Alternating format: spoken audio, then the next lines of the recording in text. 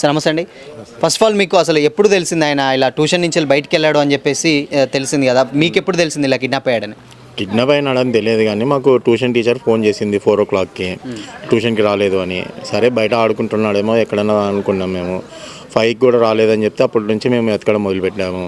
7:30కి మేము పోలీస్ స్టేషన్లో కంప్లైంట్ ఇచ్చాము, కిడ్నాప్ అయ్యాడా వెళ్ళిపోయినాడా ఎక్కడన్నా అని. ఇంకా పోలీసులు మేము అంతా దర్యాప్తు చేస్తూ ఉన్నాము. ఇప్పటికీ 32 hours అయింది. ఈరోజు ఉదయం 6:30కి ఫోన్ చేశారు తిరుపతిలో ఉన్న పర్సన్. అప్పుడు మేము బాబుతోటి వీడియో కాల్ చేసి మామూలుగా కాల్ చేసి మాట్లాడాము. అప్పుడు మాకు నమ్మకం వచ్చింది, ధైర్యంగా ఉంది, సంతోషంగా ఉంది. ఎంబడి పోలీస్ శాఖకు ఫోన్ చేశాము. వాళ్ళు అక్కడ వాళ్ళకు ఫోన్ చేసి మాట్లాడి వాళ్ళు బాబును స్వాధీనం చేసుకున్నారు. అంటే ఏంటంటే ఇప్పుడు మైదర్ ఇప్పుడు ట్యూషన్కి వెళ్ళి అటు నుంచి అటు తిరుపతికి వెళ్ళాలంటే ఏంటి అసలు రీజన్? అంటే అంత దూరం ఆయనకు ట్రావెల్ అంటే మీరు గతంలో ఏమైనా వెళ్ళాలనుకుంటున్నారా? గతంలో వెళ్ళాలని కాదు, మేము ఎప్పుడూ వెళ్తుంటాం కాబట్టి బాబుకు మొత్తం అలవాటు అయ్యింది, బాగా పోయేది ఎట్లా చూసేదన్నీ. అతను ఎందుకు వెళ్ళాడు అనేది మాకు తెలియదు, అసలు మాకు తాటే రాలేదు పోతాడనేది.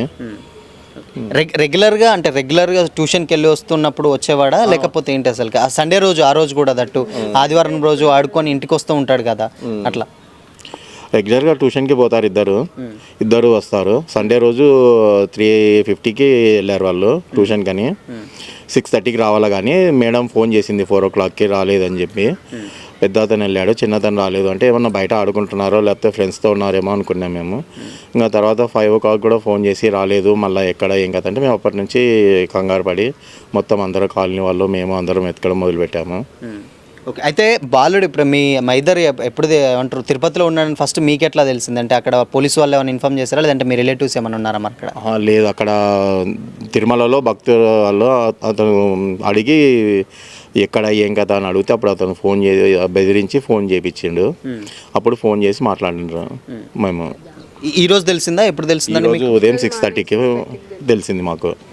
6:30కి బాబుతోటి మాట్లాడిచ్చాడు అతను.